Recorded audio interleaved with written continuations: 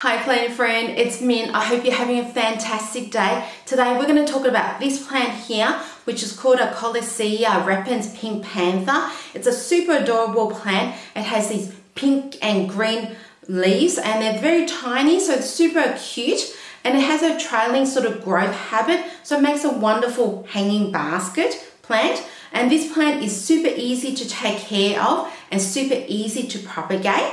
So let's talk about lighting. So this plant cannot tolerate low light. It needs at least medium bright indirect light, if not a lot of bright indirect light. And this plant can handle some direct light on it as well. And if you love pink leaves, the more light that you give this plant, the more pink the leaves will become or grow.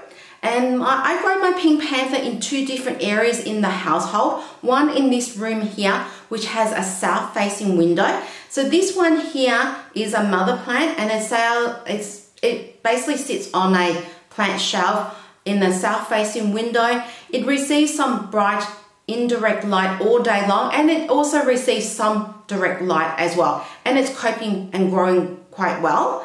I also have my second Pink Panther, which is in an east-facing window, and this plant here is actually growing with my other plants. I've got a Tradescanthia and a Peperomia growing in the same pot. And what happened was that this plant here, the stems are quite delicate, and so I find that this mother plant here, when I'm moving it around to water it, I tend to break some of the stems, and all I did was propagate it into this second pot here, and that's how I got my second Pink Panther. And this second pot here sits on an ash plant shelf near an east-facing window, so it receives morning sunlight, which is not harsh, and afternoon it's sheltered away from the afternoon sunlight. And I found both areas, this plant grows and thrives very well. When it comes to watering, I pretend that this plant here is a succulent, because this plant actually holds a lot of water in the stem. And I killed my first Pink Panther in winter, and what I did was overwater it, and I didn't let the soil dry enough before I water it. So definitely pretend that this plant is a succulent. Let the soil completely dry before watering it again. And if you're not sure if the soil is dry or not, just give it a few more days. Like I said, this plant holds a lot of water in the stem, so it'll be fine. When it comes to the watering, when I do water it, I do thoroughly water it and make sure the water comes out of the drainage hole, and I get rid of any excess water in the pot. When it comes to fertilizing, and also when it comes to the watering, the type of water that you use, tap water is actually fine. No need for distilled or rainwater or filtered water, just normal tap water, and this plant is actually perfectly happy with it.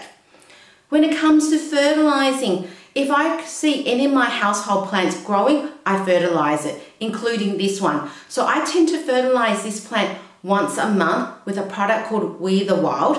And if you don't have that product, and by the way, I'm not sponsored by We the Wild, I just happen to like that product. If you don't have that product, you can use any liquid fertilizer that you like.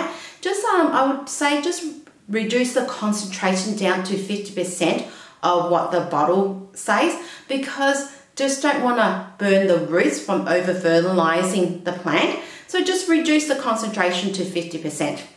When it comes to the soil, what soil I use, it consists of 50% premium potting mix and 50% cacti soil. I found that soil mixture works well because it's very well draining and it doesn't hold on to moisture for too long, because I found this plant is very prone to root rot if it's sitting in soggy soil for too long. And I also found that this plant actually grows very well in a terracotta pot, and I think that's the same reason, because the water evaporates, well, the water in the soil evaporates very quickly in a terracotta pot, and I think this plant likes that, because yeah, it's kind of like neglect, this plant. When it comes to temperature, the good thing about this plant, it can tolerate a wide range of temperatures in the household.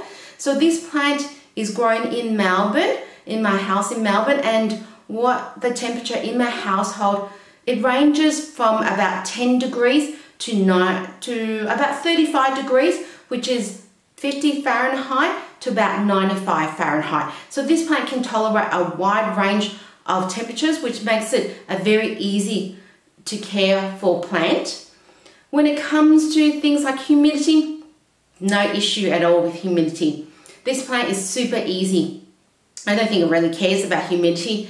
This one here grows in two different areas. One area that has humidity about 40% and it's growing beautifully.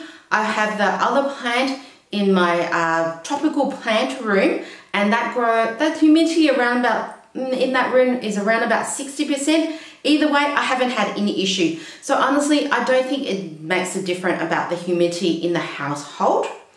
When it comes to things like pests, I haven't had any issues with pests at all. Usually household pests, you get things like aphids or mealybugs or thrips or fungus gnats there.